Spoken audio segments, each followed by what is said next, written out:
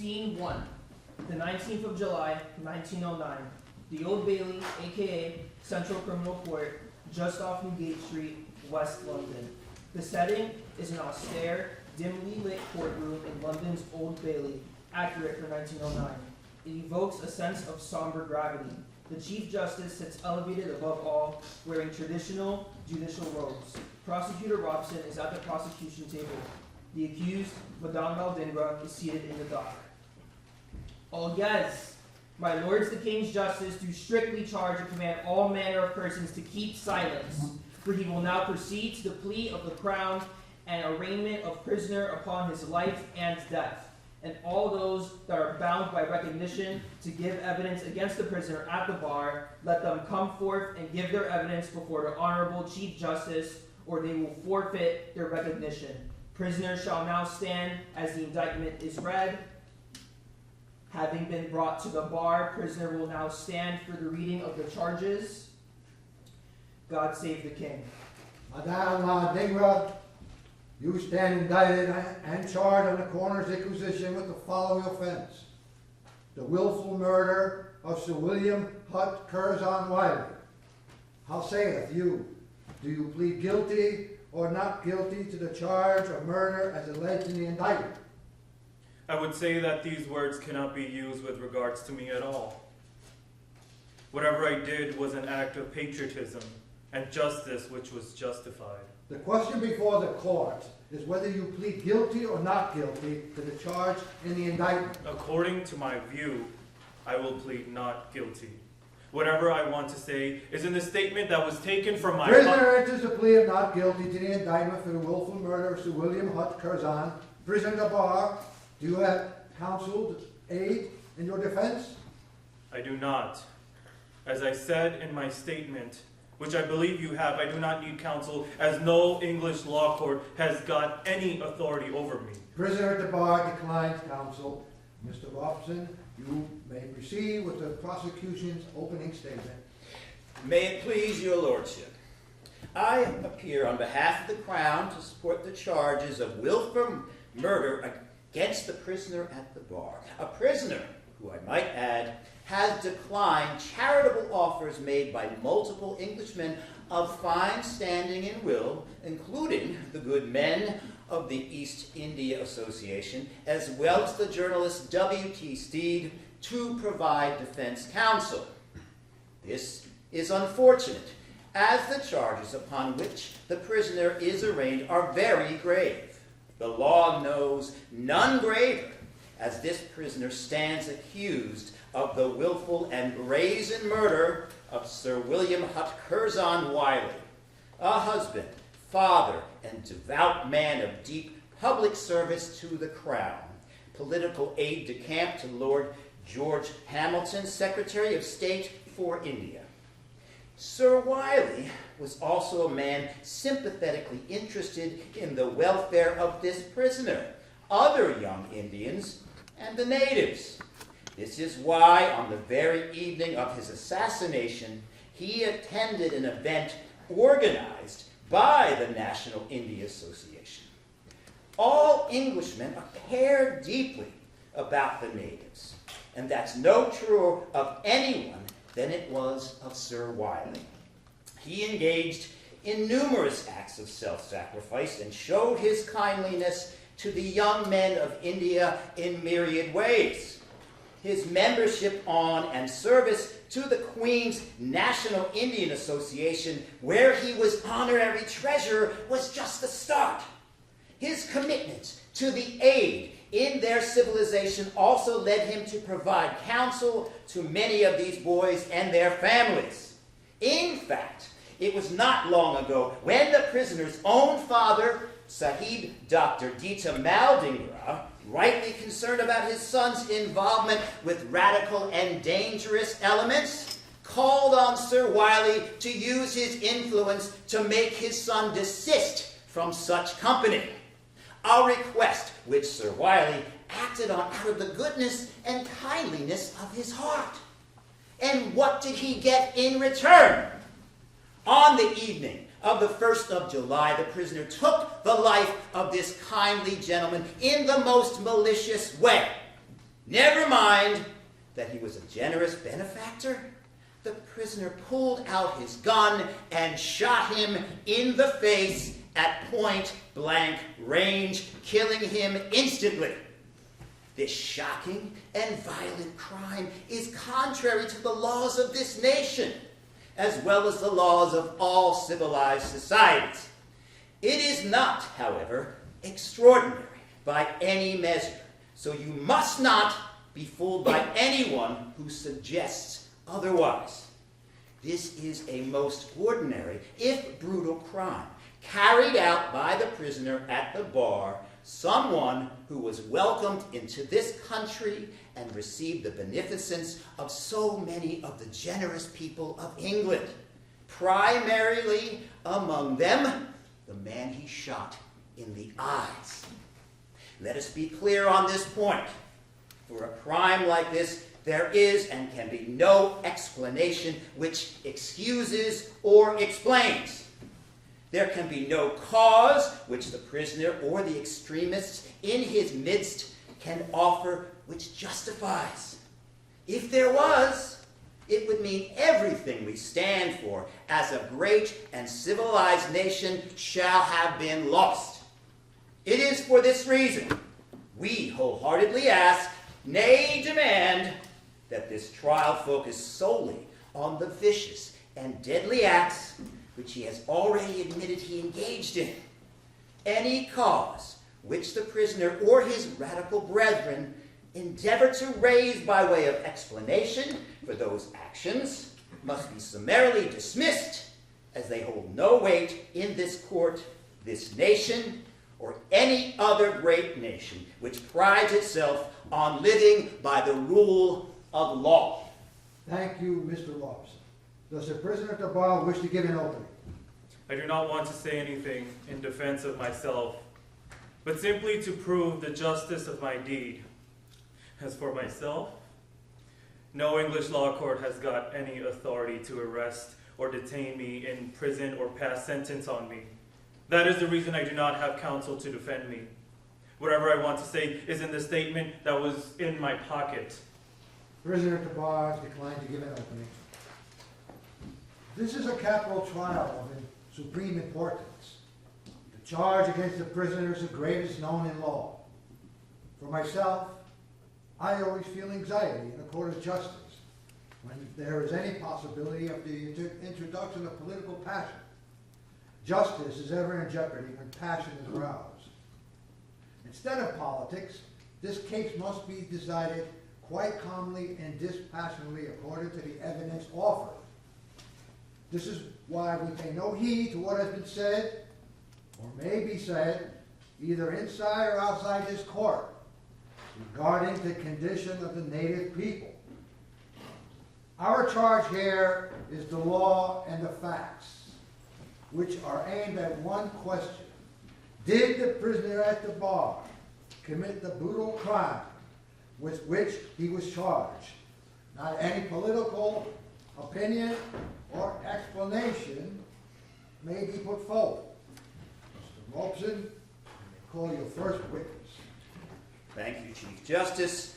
We call Miss Minnie Harris.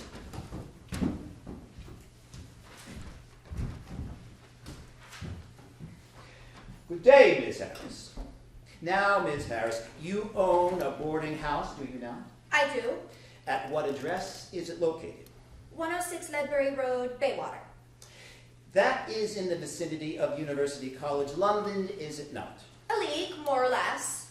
Close enough that you rent to students studying at the university. When they've come recommended. And this is how you first became acquainted with the prisoner when he visited your boarding house several months ago, was it not? I believe you told the constable it was a holiday when you first encountered the prisoner, Easter Monday to be exact, and it was on that day when he showed up at your front door to inquire about renting a room.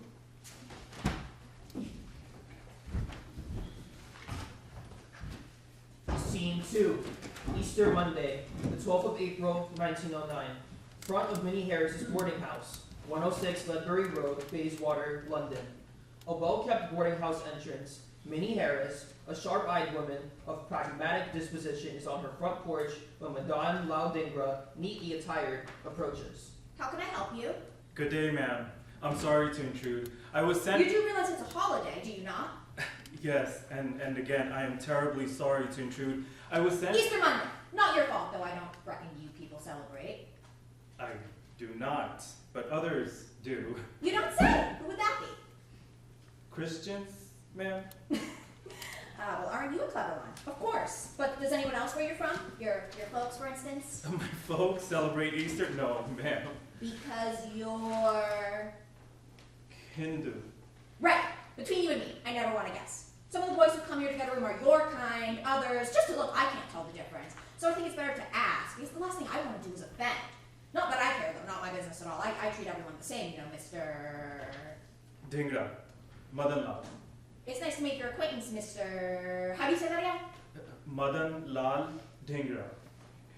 Well, we'll get it one of these days. I'm Miss Harris. I run this house, which I assume you know already. Why else would you have called on Easter Monday, right? Not that I mind. You know, Easter Sunday is different. I'm in church most of the day. But Easter Monday, sure, we go again in the morning. But after that, it's less a day for praying than playing. Looking for a room, are we? Yes, ma'am. And who did you say sent you? I didn't. You didn't what? Say who sent me. I tried, but you... Well, go ahead. What are you waiting for? Sir Curzon Wyllie recommended me. I have a letter here he gave my brothers. I assume you are familiar with him? Sir Wyllie! Well, of course. He's always helping, always sending native boys, like yourself, here to rent. He prefers this area because it's safer. Safer than... Away from all those troublemakers and agitators, you know, those violent cranks who spew garbage in the park. It's not just the men anymore, so that wasn't bad enough. Now it's the women, too. Can you imagine just last year 100 men are stomping around like a bunch of harlots and hysterical suffragettes? Apologies for my vulgar language, it's just maddening. I tell all the boys to come, the good ones, like yourself. No good can come of getting caught with that kind of communist sympathizers and radicals, that whole bunch. Good advice indeed. That's exactly why my own dear father would say. He must be a smart man. He is highly educated. A civil surgeon whose loyalty to the crown, you will be pleased to know, knows no bound. Literally, none whatsoever, even as it pertains to his family. The very definition of patriotism. I suppose so. In fact, you'll appreciate this, Ms. Harris. When I was a young man, you know, just coming up and feeling my oats, so to speak, I was in school and the principal ordered our uniforms and blazers be made of cloth imported from Britain. Shamefully, a group of us led a protest against the order only to be expelled for insubordination. Rightly so, I know now that I am older and wiser, and when I tell you none of this sat well with my father, well, you get the idea. How to wrap your head around young people protesting the wearing of the finest cloth from Britain. I imagine your father didn't take it very well. Why should he? No, he didn't, and I can assure you no one has a poorer opinion of agitationists than my father, particularly when it's one of his own. He demanded I apologize for my thoughtless and unacceptable acts and ordered me never to participate in such activities again. Taught you a lesson, good for him. I learned a good deal, that's for certain. And look at you now, so coiffed and perfumed, with those fine shoes and the expensive suit, made out of finest cloth Britain has to offer. Not protesting the cloth, not protesting the silk now, are we? A young man who enjoys the finer things, a young man who's clear was raised to be a proper gentleman, a Savile Row type in the making, not hanging about, causing trouble with radical suffragettes or communist sympathizers. Certainly not. You just proud? I came a few years back to study mechanical engineering at the university. Once I complete my studies, I hope to serve my country. My, where have you been living all this time that I just got you on my doorstep today? Here and there? See? Yes, thank you, ma'am. I will be tremendous relief to my father that there are no radicals here, which I am quite certain is why Sir Wyllie recommended it. Gracious, no, I not have that in my midst. This is a law-abiding house, made up strictly of those who respect the crown. This is no common lodging house, no doss house, I can assure you. Lodgers here avail themselves of private rooms, well-furnished and clean, if I do say so myself, Now, if you want it, I have one room available. 2 flights up on the left, goes for 3 shillings a week with cooking, half a crown without. 3 with, half without, you say? You drive a hard bargain, Miss Harris. Here's what I propose. How about I go up and have a look at that room while you pour me a cup of that exquisite tea you mentioned? 2 floors up to the left, you say? And if it's what I'm looking for, and I suspect it is, you have yourself a deal at 3 shillings, because I cannot imagine coming down each day and not being able to indulge in your fine cookery.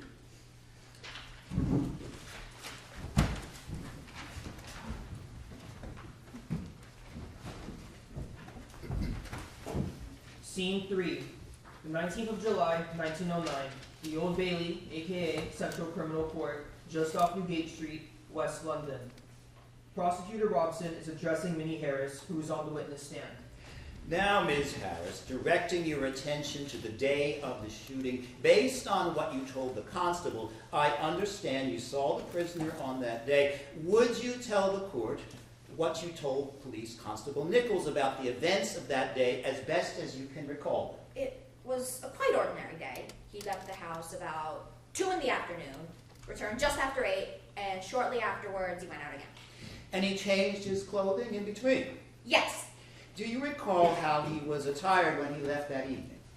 He was always very well dressed. I noticed that the first time he came to the house. It was clear he's the kind who likes finer things, good suits, fancy shoes, cosmetics, well-perfumed, coiffed hair. You know, the type who dreams about Eid and Ravenscroft, likes to frequent Mayfair, spend time on Savile Row. Not unlike yourself, I imagine, sir. That's why it never occurred to me that he could be some kind of radical. I mean, how are we to tell anymore? Just to look at him, you'd never have guessed that he'd do something like this. I, of course, have a strict policy not to rent to anyone engaged in chicanery against the crown. That is why poor Sir Wyllie sent him to me. Even he, someone of his brilliance and stature, who devoted himself to lifting up the natives, even he had no idea. He most assuredly did not. It's just such a shame. Sir Wyllie was such a gentleman. It's just all so unthinkable. I can't imagine why, what would compel someone. Nor can we, Ms. Harris, nor can we. Now, I know how shocking and difficult this must be for you, but I do have to ask you to go back to that awful night of the murder once again. Do you remember what the prisoner was wearing when he left your house that second time? I do. Would you describe for the court how he was attired? And please, take your time. He was dressed in day clothes, a lounge suit, as I recall, and he wore a blue turban on his head. Did you see in which direction he was headed? He left in a cab. Was he accompanied by anyone at that time?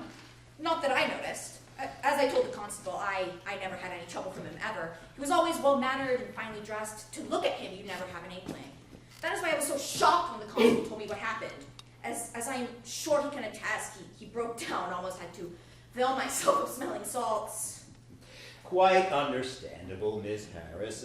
This is a shocking and brutal crime indeed. Anything else you wish to add? When he left that night, the night he did that to poor Sir Wyllie, that was the last time I saw him, until today. Had I noticed anything suspicious before that, I would have gone right to the authorities, because I run a respectable establishment. This is not some kind of low lodging house, I can assure you of that, sir.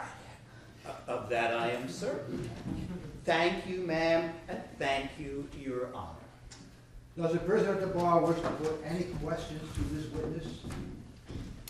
No, I do not want to ask any questions. I can attest to all Miss Harris has said. I do, though, want to say something. You can say what you like afterwards.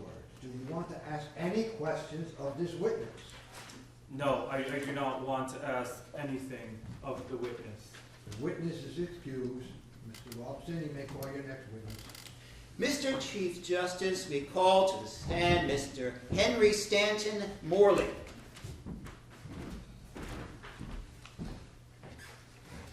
Mr. Morley, would you tell us what is your vocation? I am the proprietor of an exhibition of automatic machines. You own and operate an amusement arcade and rifle shooting range called Fairyland. Is that correct? All 3 floors. We not only have palm readings, games, music, a pianola, but we exhibit the most marvelous modern machines ever known to man. Kinetoscopes, of all shapes, for instance. If you've never seen one, I've got at least 50. More than any other place in the world. Not to mention London's premier revolver gun shooting range. And you've been in business for how long? Almost 3 years now. On Tottenham Court Road in Camden, correct? 92 Tottenham. And this where you first became acquainted with the prisoner? It is. And when questioned, you told the constable that the prisoner began frequenting Fairyland approximately 3 months ago, sometime in mid-April, at which point he commenced using the rifle shooting range for revolver practice. And you say this is something we continue to do quite regularly, usually 2 or 3 times a week. Do I have that correct?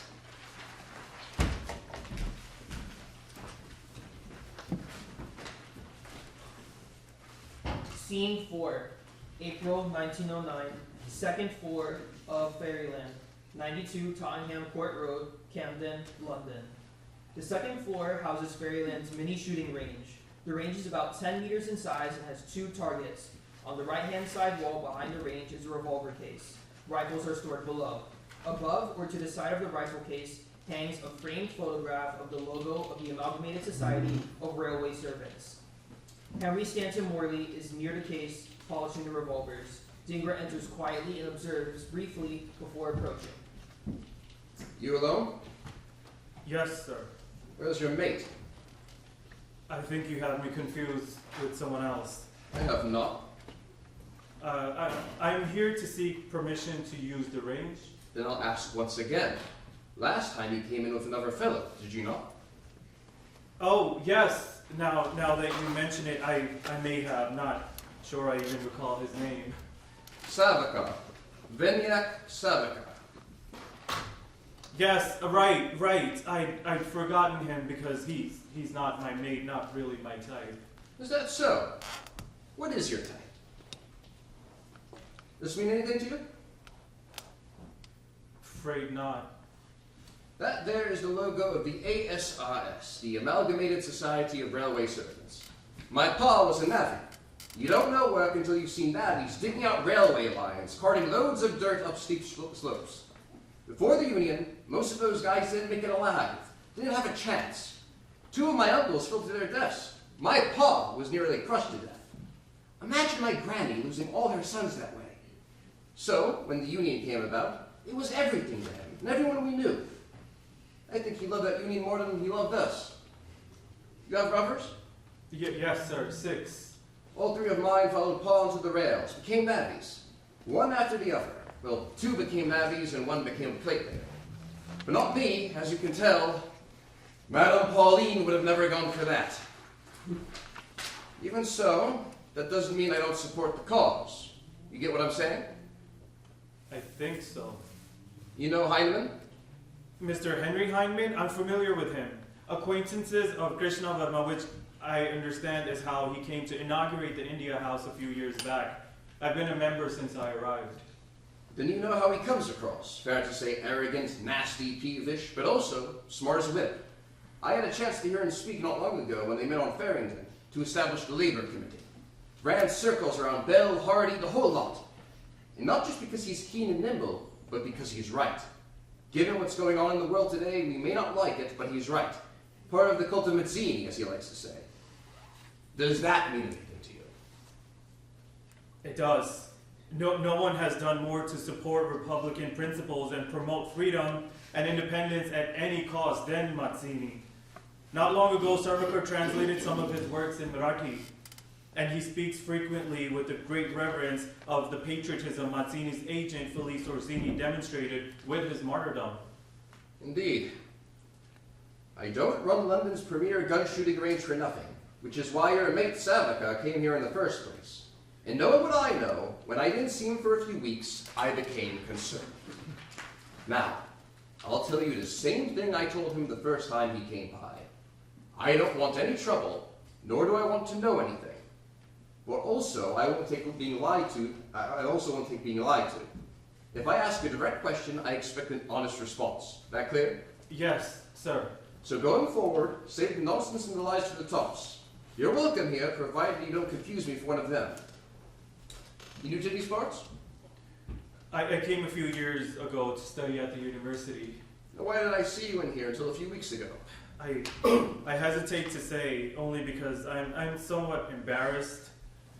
My early time in London was spent mostly making merry, frolicking, shopping, dancing in the company of friends and women and such.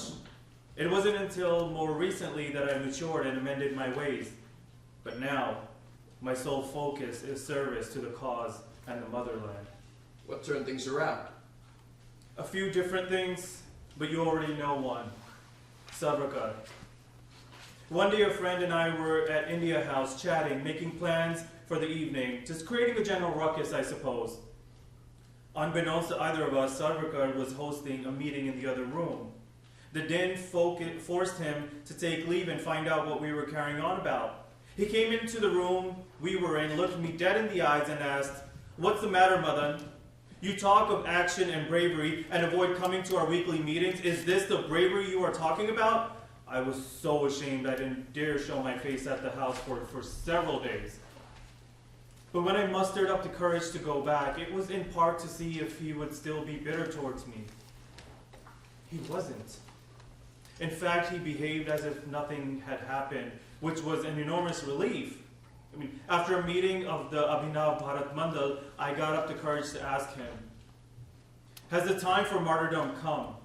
To which he replied, "If a martyr has made up his mind and is ready, it is generally understood that the time for martyrdom has come." Came in here with him and began arms training a few weeks later. I understand his brother is in a host of trouble. That why he hasn't been around as of late? It's shameful. His brother Ganesh is being harassed by the Tulu at the very moment, and in the motherland no less. And for what? For standing up for what's right? For saying up we must fight against our murderous oppressors to take back what is justly ours? But no, we're told we must not. We must embrace our jailers and turn the other cheek. Imagine if tomorrow Germany invaded Britain. There'd be no question the British would fight back. Then why is it different when it comes to us? Half a century occupied, raped, pillaged, and we are told to be quiet, even by our own families, my own father and brothers. Just look at the sinful letter the Russian Tolstoy published last year. He not only had the gall to say we are responsible for our own oppression, but that the only just response in the face of this type of despotism is love. Love for our captors, love for the crown.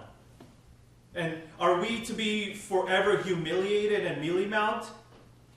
We say to him and to all leaders, how can you tell Indians not to be nonviolent and yet at the same time condone the sinning of colonizer killings in the motherland? Millions of deaths to date. There is something wrong. We are going to protect our people and the motherland from the oppression and violence by any means necessary. Hearing you talk about Mazzini and Hyman, it's clear you understand. And it's clear that I have come to the right place. I'm not here for any handouts. Only to ask that you allow me to use your range for practice a few times a week. In addition, for asking for forgiveness for my earlier obfuscation. No apologies necessary. I ask only that you pay your way and don't invite any trouble for me, or for myself, or Madame Pauline, my wife. You do both of those things and we have a deal. You need a revolver? No, I have my own. Oh, that's a fine-looking Colt. Where'd you pick her up? Gamages? You have ammunition as well?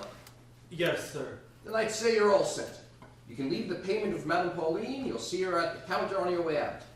Steady improvement is the watchword, Mr. Dhingra. Steady improvement. Just be certain your actions don't invite any unwanted scrutiny my way.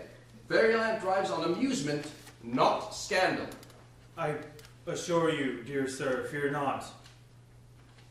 When the time comes, the consequences will be mine and mine alone to bear, and bear them I will, quite happily, for the motherland.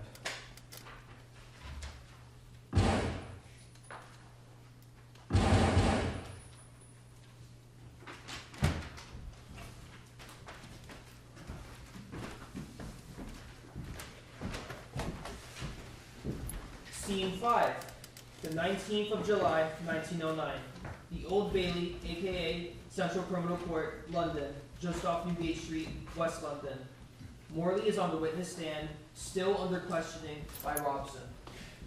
Now, Mr. Morley, you mentioned Fairyland has several floors, one of which contains a miniature shooting range. Is that correct? Yes. And would you kindly tell the court on which floor this shooting range is located? The second. And approximately how large is the range? About 10 meters, give or take. 10 meters. So that's large enough to house how many targets? 2. And what is on the right-hand wall beside the range? A revolver case. And how many revolvers does it hold? 7. A Webley, a Browning, and some others. And what sits directly below the case? That's where we store the rifles. Can you tell the court how many rifles you have there at any given time? 4. So, if I was to come in as a customer, say, and wanted to use the range, would I have to use one of your revolvers or rifles, or could I supply my own? You could use one of ours for a price. Very reasonable, I might add. 4 shots for 3 pence and 9 shots for 6. And if I chose not to avail myself of one of yours? You can use your own for half price. Now, turning to the prisoner at the bar, during his visits, did he bring his own revolver? Yes. You recall what type of pistol he had? An automatic Colt. Did he supply his own ammunition as well? Yes. And did there come a point when the prisoner told you how he came to possess the revolver? He said he purchased it from Gamages. Your Honor, we ask that the records show that the prosecution has been able to document that the prisoner purchased the revolver from an assistant at Gamages, limited in the Holborn section of the city on the 26th of January. We located the receipt for this purchase, which I have here, and beg your indulgence to enter it into the record. As you can see, it indicates that the prisoner purchased a Colt automatic magazine pistol for which he paid £3.5. The materials entered into the record. We'd also like to enter a gun license, purchased by the assistant at Gamages, taken out in the name of Madan Lal Dhingra of University College. Let the record reflect that as well. Now, Mr. Morgan, do you recall seeing the prisoner on the 1st of July? I do. At what time was that? About 5:30 p.m. And what did you observe him doing? Same thing he always did. Which is? Take practice shots. With his own pistol, the Colt? Yes.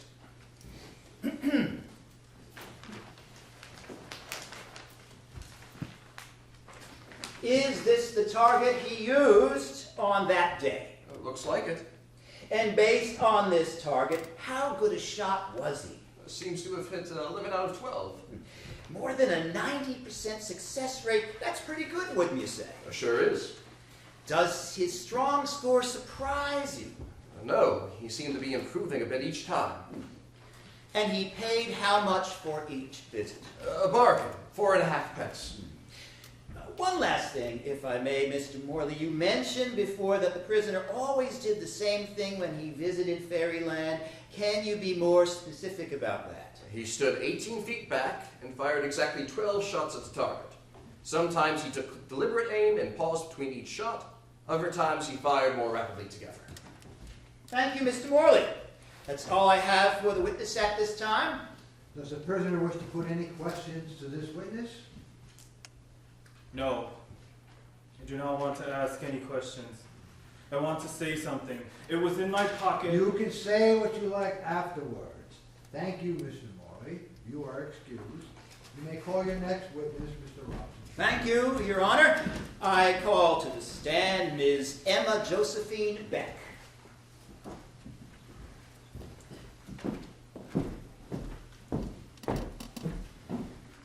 Ms. Beck, can you tell us what is your profession? I am Honorary Secretary of the National Indian Association. And please, would you tell us a bit about the association? Her Majesty the Queen is patroness of the association. Lieutenant Colonel Sir Curzon Wyllie was a member of the council and honorary treasurer. No need to apologize, Miss Begg. This is a terrible, shocking thing for all of us. Please go on. Take as much time as you need. Sir Wyllie was a member, as I said. It's just all so... Indeed, it is. I know how difficult this is, but if I can draw your attention back to the association, is this how you first met the prisoner when he visited your offices in early March? I believe you told the constable that he arrives on a rainy day looking to join the NIA. Do I have that right?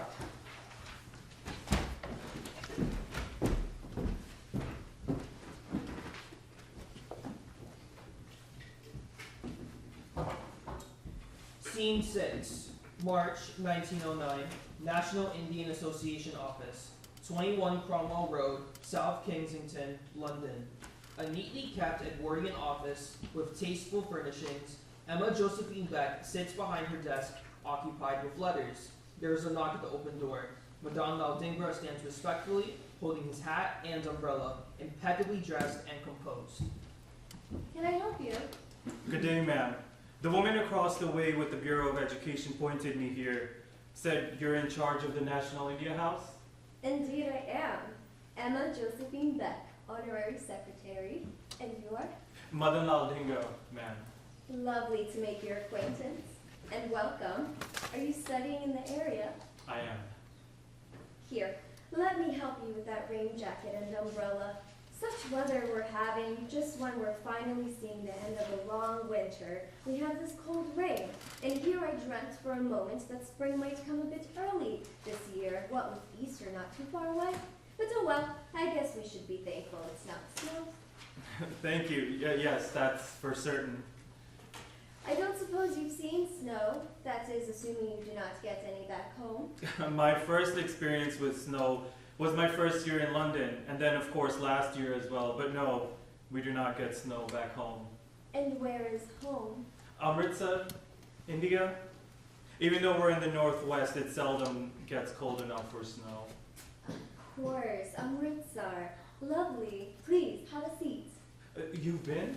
I've never been quite as far north as Amritsar, but I spent many of my formative years not too far away in Aligarh. Of course, it didn't get cold enough there to snow either. And what brought you to Aligarh? My brother Theodore, he was principal at the Mohammedan Anglo-Oriental College. It's a lovely area. I spent many, many happy years there. What I wouldn't give to see the Yamuna and those fertile plains again. It sounds exquisite. Is your brother still there? No, unfortunately, he passed a few years ago, after which I made my way back to London and eventually came here to work at the association. But enough about me. When did you arrive? A few years back, summer of 1906, ma'am. My father sent me to study at University College. And what are you studying? Engineering. My family has encouraged me greatly, particularly my father. He's a civil surgeon. I see. And you hope to follow in his footsteps, do you? Yes. Once I'm done, which should be a few months, I will sit for the ICE exam, then return home to serve my beloved country, which is the primary goal. And a noble one indeed. Thank you, ma'am. I couldn't agree more. I was about to say, I'm sorry it took so long to stop by, because we could have tried to help you get settled, make some social connections, and assist you as you make your way in the city. But from the sound of it, it sounds like you've done quite well on your own and know exactly what you want to do going forward. I do now, although that wasn't always the case. It took some time, but now I can tell you that I feel quite certain about my plans going forward. And it's a path that I hope includes the association, which is why I am here. I'd like nothing more than to join. Maybe attend a few events, commiserate a bit, get introduced to some of your venerable members if possible. Of course. The goal of the association is to do just that. Promote social intercourse between the English people and the Indian people of London. Our members include some of the city's finest, beginning, of course, with Her Majesty the Queen, who is patroness of the association. Not that we'll be lucky enough to have her at our presence at our next event, mind you. The Metropole's finest indeed. Who did you say recommended you? My brothers made acquaintance with one of your members who made the recommendation, Sir Curzon Wyllie. I'm glad to hear you are acquainted with him. He is one of our most cherished and esteemed members. I'm not sure if you are aware, but he is also honorary treasurer of the association. There is perhaps no one who has done as much for young Indians. My father feels that way, as it was he who first contacted Sir Wyllie on my behalf and who arranged for my brothers to meet with him. It does not surprise me at all that he took the time to assist. He is nothing if not extremely concerned about the well-being of all our Indian young men. I did not realize he was honorary treasurer. Isn't he also an aide to the Secretary of State? He is. A very busy and esteemed man indeed. Now, let me get a sheet of paper so you can provide your information. He has also been very active in the commission trying to weed out radicals. Isn't that right? Sir Wyllie? Why, yes, I suppose he may be. I'm not quite sure. And the police? What about the police? Well, nothing. It's just that I thought someone indicated Sir Wyllie might be helping identify radical elements and influences. I'm not sure about that. But I can tell you nothing is more important to him than providing proper guidance to help raise the prospects of young men like yourself. Very generous and kindly of him. His tutelage is most welcomed. Indeed. Please note your particulars. We've some events, entertainments, conversaciones coming up, which you might be interested in attending. It's a few months away now, but one in particular I think you will find interesting is our annual at-home event. It's a lovely evening to celebrate the harmonious relationships we have cultivated between the Indian and British people here at home in London, hence the name. At home. What an apt name. It's hard to imagine anything more critical than harmony at home. or anything more important for all of us to celebrate, especially now. Wonderful. It's on the evening of July 1st in Jahangir Hall at Imperial Institute. Of course, in the meantime, I trust you will call me again. I look forward to it. And now, as I'm sure I have kept you for way too long, Ms. Beck, I shall show myself out. But not without first saying how grateful I am for your time and how much I look forward to these upcoming events and the opportunity to thank the organization's patrons for their beneficence and generosity to myself, my brethren, and my homeland.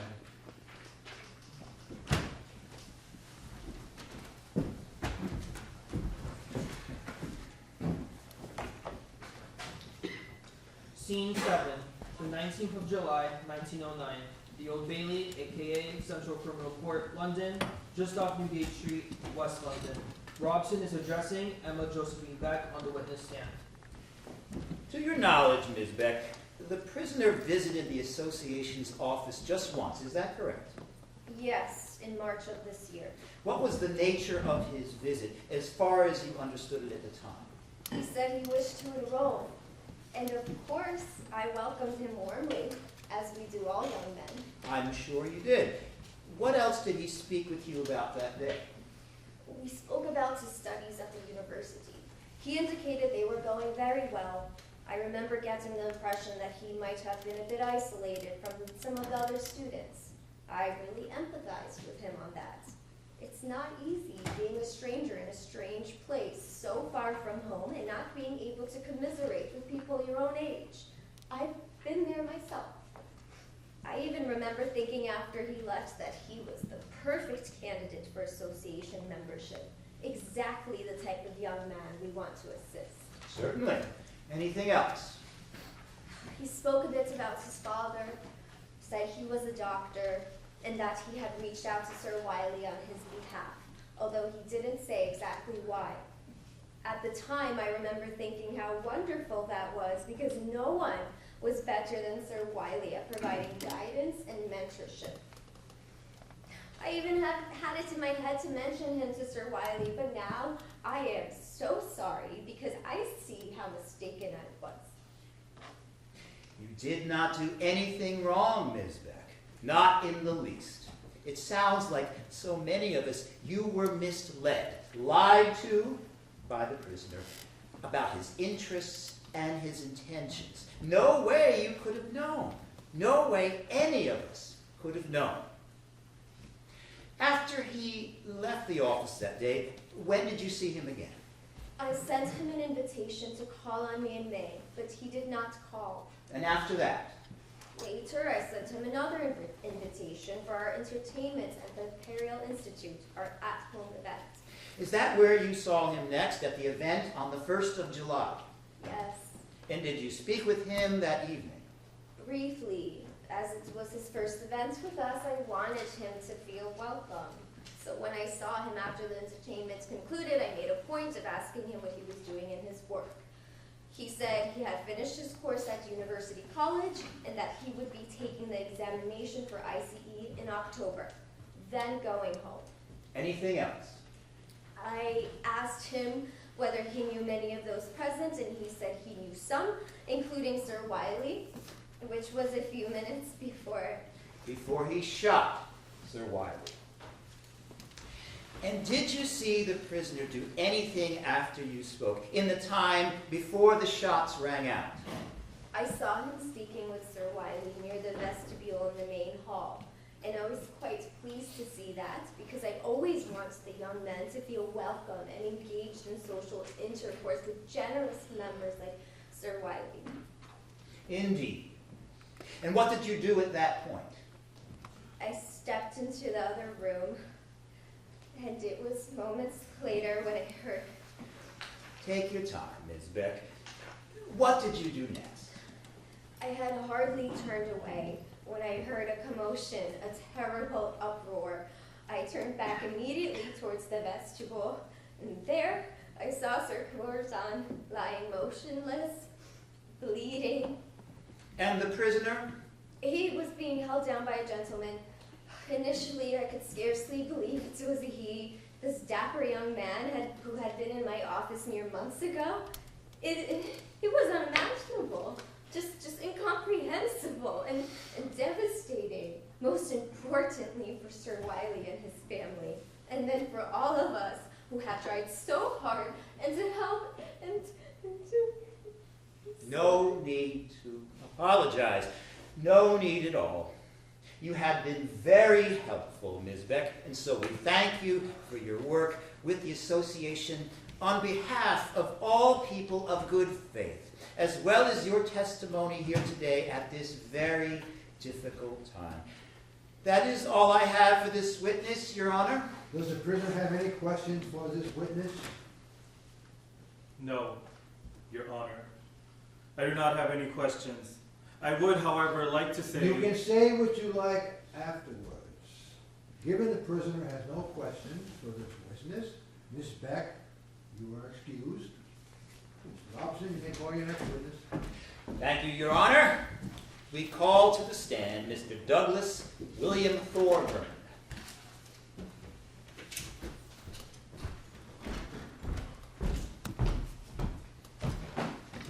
Mr. Thorburn, please tell us what your profession is. I'm a journalist. And drawing your attention to the 1st of July, the night of the murder, where were you that evening? I was at the Imperial Institute for the entertainment. And what did you notice? When did you first notice the prisoner? Had to be 11 o'clock or shortly thereafter. I was in the main hall when the entertainment concluded, and I noticed the prisoner speaking with the association secretary, Miss Beck, and then a few moments later with Sir Wyllie. Now I have here, Mr. Thorburn, a statement you gave to the constable later that evening. Do you recall giving this statement to Police Constable Frederick Nichols in the early morning hours of the 2nd of July? After the shooting, yes, I do. Your Honor, if I may, I would like permission to read a portion of the statement Mr. Thorburn gave to the constable into the record. Permission granted. Mr. Robson, you may proceed.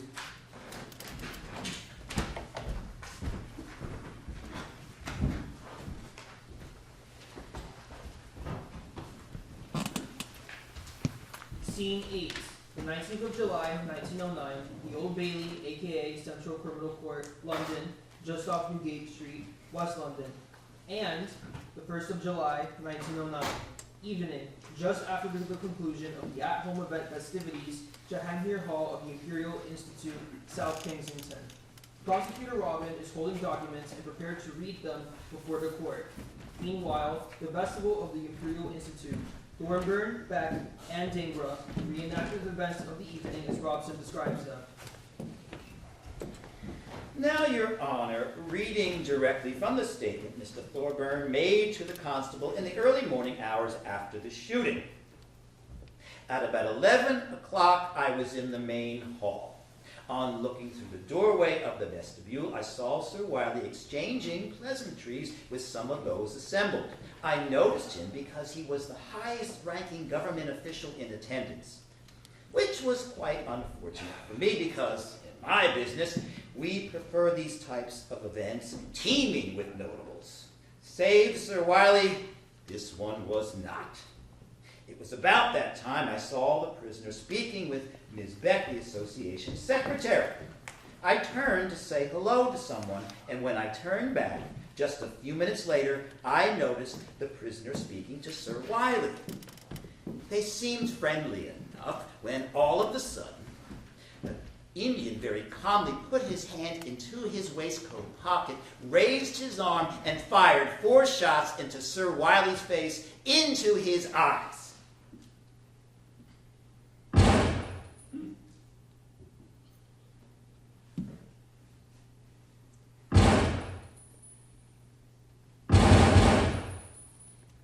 Sir Wyllie collapsed at the 4th shot. After a short interval, there were 2 more shots, but I did not see in which direction they were fired.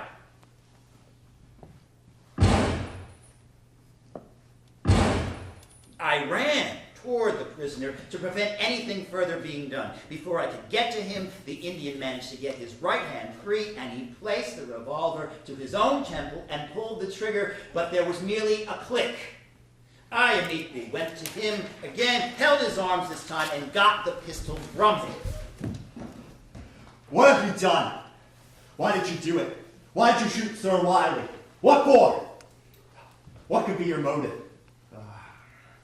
Is apala kipichi apaka matsa kya ho sakata hai? What could be your motive for this crime? Esa kyon kia? Why have you done this? Apsa bali koli kyon manj?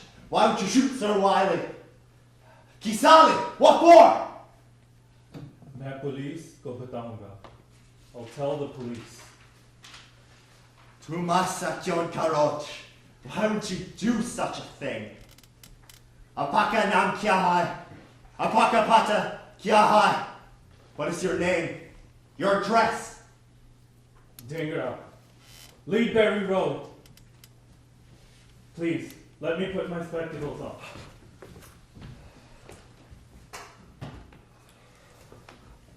Your Honor, if I may, I would like to enter Mr. Thornburn's entire statement, a portion of which I just read, into the record as evidence. Permission granted. Thank you, Your Honor. Now, Mr. Thorburn, according to your statement, you asked the prisoner several questions, first in English and then in his native tongue. And it is my understanding that he refused to respond to questions posed in English, but he did respond in his native tongue. Is that correct? When I pressed him in English on why he had done such a thing, I thought perhaps he could not understand me. So, having spent some time in the subcontinent a few years back, I pulled out my Hindustani, rusty as it is, and asked him again, what could be the motive for this crime? It was then he said he would tell the police. While the prisoner would not tell you, did you later come to learn why he shot Sir Wyllie? I did. How was that? Once I learned the prisoner's name and address, I did some investigation as a part of a story I was writing about the events of that evening. And please, would you tell the court what you learned by way of the prisoner's motive? There have been whispers, speculations, as you surely know, in the days following the incident, conspiracies promulgated primarily by radicals, suggesting that the killing was politically motivated, meant to draw attention to the crimes inflicted on the subcontinent and its people by the crown. Speculation you found completely abhorrent, not to mention groundless, I presume. All rubbish, of course. And I know that firsthand because, well, let's be frank. Sir Wyllie was not a household name. He was not sufficiently eminent as an administrator to justify his being singled out as a political victim. I am a newspaper man. I went to the event that night and was in fact disappointed to find there was no one more notable than Sir Wyllie present that night, because he isn't someone that's going to sell a lot of rags. At least, until now, that is. But that isn't all. I witnessed the prisoner and Sir Wyllie speaking before he fired the shots, and it is clear to me that they knew each other. Of course, I didn't know how at the time, but I have since learned. And can you tell the court what you uncovered about their personal relationship? Several months prior to the incident, the prisoner's father enlisted two of his brothers in London to ask Sir Wyllie, already an acquaintance of the family, to use his influence to dissuade the prisoner from associating with radicals and embarrassing the family name further. In the past, his father holds a high, well-paying position in government service, and the prisoner had, in the past, been insubordinate, driving his father to banish him from the family home. In fact, it was one of the eldest brothers who compelled the prisoner to come for Britain for a higher education and a clean start. A new start which was ultimately not meant to be, of course. I raise that only by way of explaining what is abundantly clear, that this was not an act of political martyrdom. Far from it. The prisoner knew the victim and was obviously angry that his estranged father had enlisted him to help the prisoner. Someone who, as I also came to uncover, his own family believes is mad. Understandably, although that is not for them or us to decide. It is for the medics in the prison to determine. And to date, no evidence to that end has been proffered. Now, Mr. Thornburg, you mentioned the prisoner's family. Are you aware of a statement released by his family in the wake of this horrific crime? Yes. In letters to the Home Office and the press, as well as newspaper advertisements, they have made their view abundantly clear. Have you had the opportunity to read the letters and advertisements? I have. Mr. Thornburg, is this the document you see before you now, the statement by the prisoner's family you just referenced? It is. And would you kindly read the portion indicated aloud to the court, beginning with the first statement? Certainly. It says, "We, the family of the prisoner, view this crime with the greatest abhorrence and wish to repudiate in the most emphatic way the slightest sympathies with the views or motives which have led to this crime. There are no more loyal subjects of the empire than we." And now the portion indicated from the second statement, this one from the prisoner's distraught father, Sahib Dita, a cable sent from India. It reads, "I disown Madan as my son. He has disgraced my fair name."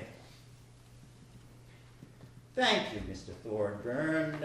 Chief Justice, if I may, I would like permission to have the statement just read entered into the record, and at the same time to ask that the record reflect that while none of the prisoner's family is in attendance for this trial, they have sent a representative, a Mr. Tyndall Atkinson, KC, who has been instructed to watch the case on behalf of the family and who is prepared to attest to the content of the statement just read on their behalf.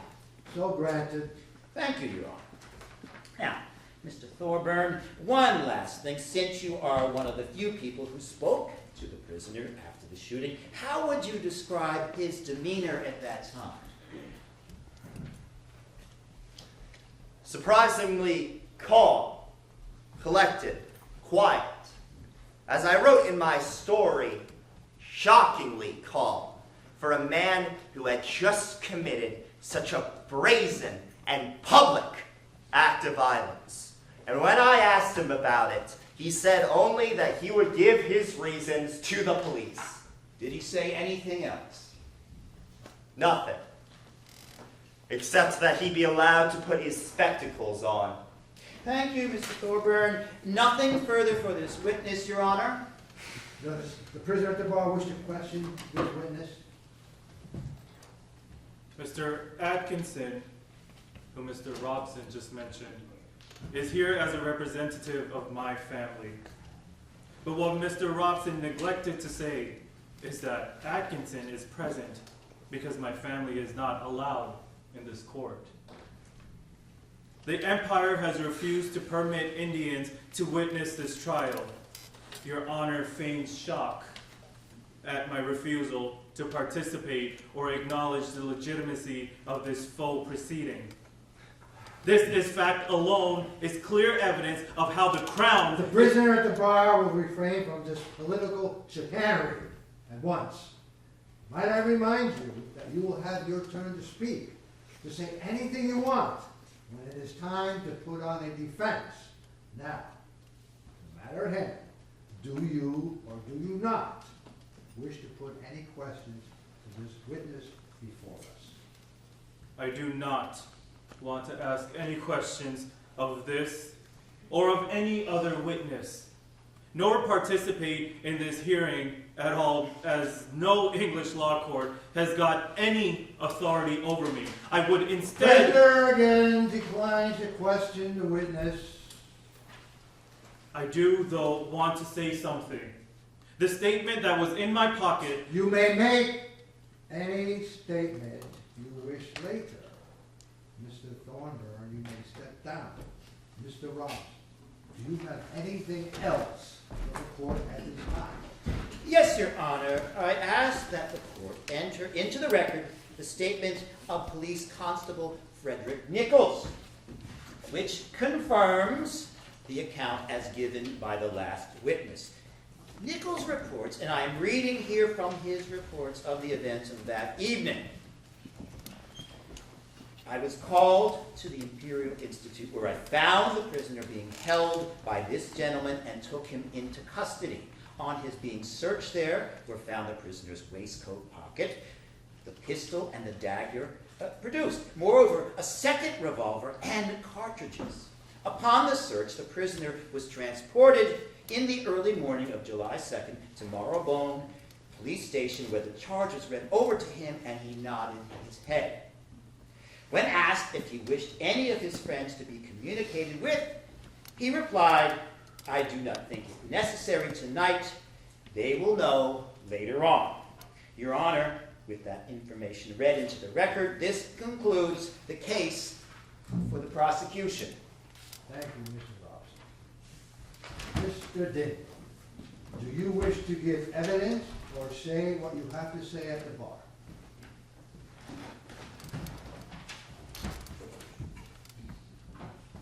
I have nothing to say. I admit that I didn't.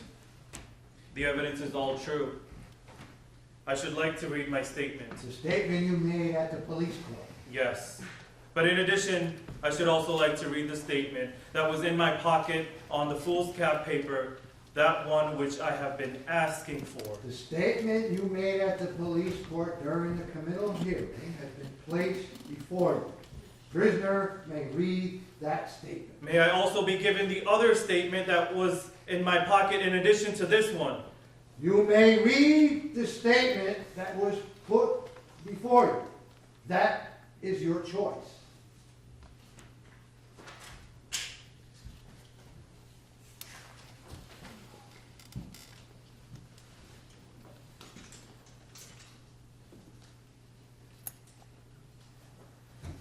I do not want to say anything in defense of myself, but simply to prove the justice of my deed.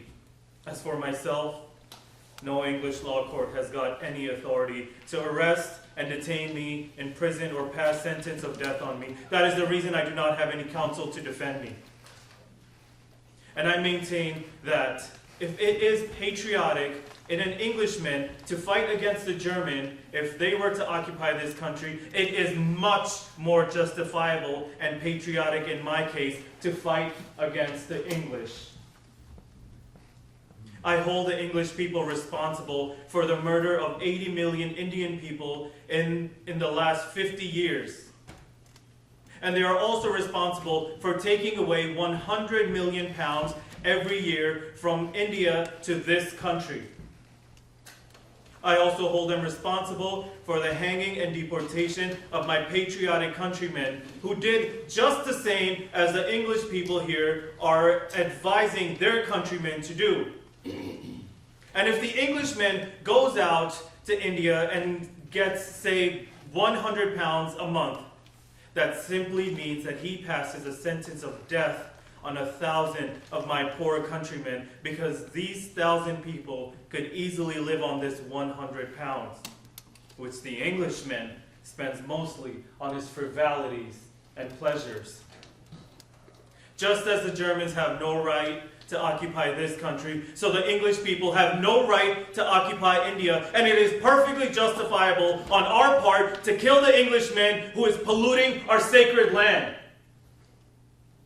I am surprised at the terrible hypocrisy and the farce and the mockery of the English people.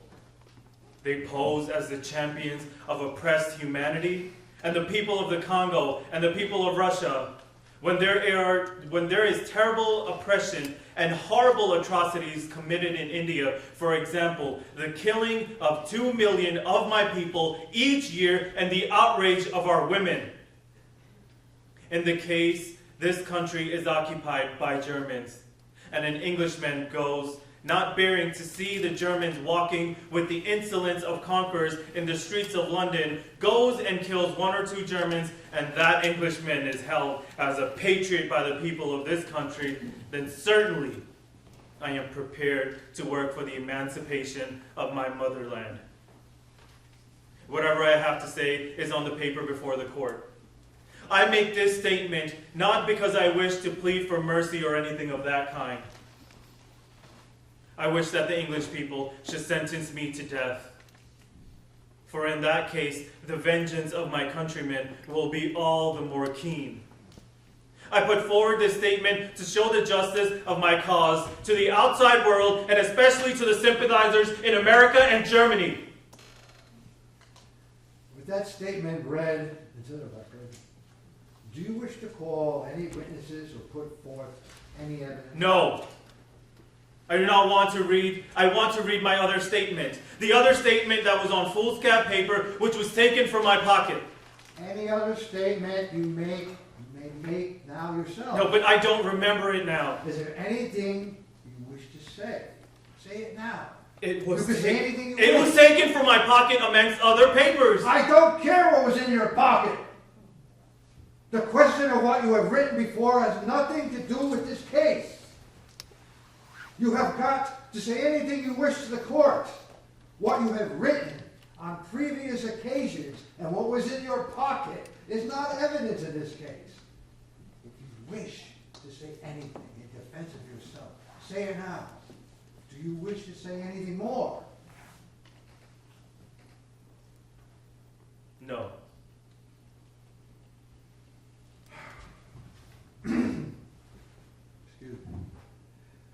This concludes the case for the defense. As the prisoner admitted at the bar that he did it, that the evidence presented by the prosecution is all true, he does not wish to call any witnesses, we proceed directly to the verdict. The prisoner at the bar will now stand for the rendering of the verdict. The verdict in this case is guilty. Prisoner at the bar, you stand convicted of the crime of willful murder. Have you anything to say to the court? Why the court should not give you judgment of death according to the laws of this great nation? I have told you over and over again that I do not acknowledge the authority of the court. You can say whatever you'd like, I don't mind at all. You can pass sentence of death on me. I do not care. You white people are all powerful now. But remember, we shall have our time. We shall have our turn in time to come when we can do what we like. Hearing no statement to the contrary, this court is ready to impose sentence. Given the horrifying nature of this crime and the wicked attempt at justification, the court is grateful upon imposing sentence that a representative of the family of the convicted, I'm on Mr. Tyndall, is present as a witness on their behalf. Mr. Atkinson, I'm very glad that you are here and the statement made by the members of the convicted's family was read into the record. No matter what else has been said in or outside this court, no matter the amount of attention paid to the events of 1 July, nothing could change the fact that this was an ordinary crime by which a generous man, a father, a husband, and a gentleman who gave his life to public service and did a good deal for the natives lost his life. Any political motives attached to this crime are not relevant to how this case is to be judged, nor the sentence imposed. It is for these reasons the court imposes the sentence of death. The convicted is to be removed to the Pentonville prison, where he will remain in custody until he heads to the gallows. I don't care. I'm proud to have the honor of laying down my life for the cause of my motherland.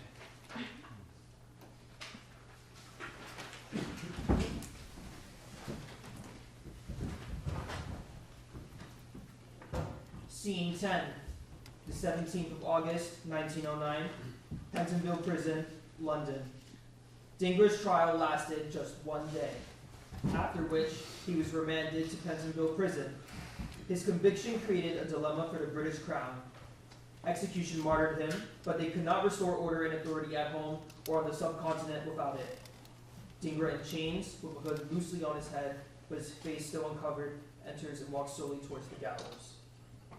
Less than a month after the verdict, Dhingra was brought from his cell to the gallows, where he was finally able to make a statement on foolscap paper, the one he said was in his pocket at the time of the shooting, and which he requested to be given to him throughout the trial. Dhingra stands on the platform beneath the gallows, poised, looking ahead, serene and resolute. I believe that a nation held down by foreign bayonets is in a perpetual state of war. Since open battle is rendered impossible to a disarmed race, I attacked by surprise. Since guns were denied to me, I drew forth my pistol and fired. Poor in wealth and intellect, a son like myself has nothing else to offer the mother but his own blood. And so I have sacrificed the same at her altar. The only lesson required in India at present time is to learn how to die. And the only way to teach it is by dying ourselves. My only prayer to God is that I may be reborn of the same mother, and I may re-die in the same sacred cause, till the cause is successful. Vande Mataram! A brief moment of silence ensues. Dhingra pulls the hood over his face. The noose lowers and tightens around his neck. The lever is pulled, and Dhingra is executed. Dhingra was hanged on the 17th of August, 1909. Despite petitioning the Home Office for cremation, as burial would be against his religion, the British Empire denied Dhingra's body Hindu rites, burying him instead in an unmarked grave. 60 years later, his body was accidentally uncovered, and in 1976, his remains were repatriated to India. Thousands turned out to pay homage. Notably absent were Dhingra's descendants, many of whom had since changed their name, another reminder of his mixed legacy. Shortly after Dhingra's death, his final statement was published and shared widely in celebration of his martyrdom. Even Winston Churchill described his statement as the finest ever made in the name of patriotism. Not everyone would join in his praise. Less than 2 months after his hanging, Mahatma Gandhi republished Tolstoy's letter to a Hindu, condemning Dhingra and writing the following: "One of the time-honored methods to attain independence from a colonial rule is that of violence. The assassination of Sir Curzon Wyllie was an illustration of that method in its worst and most detestable form." The independence Dhingra spoke about in his final statement would not be realized until half a century after his death, and then only after a lengthy and violent struggle which resulted in a divided subcontinent, the largest forced migration in human history, and the death and displacement of millions.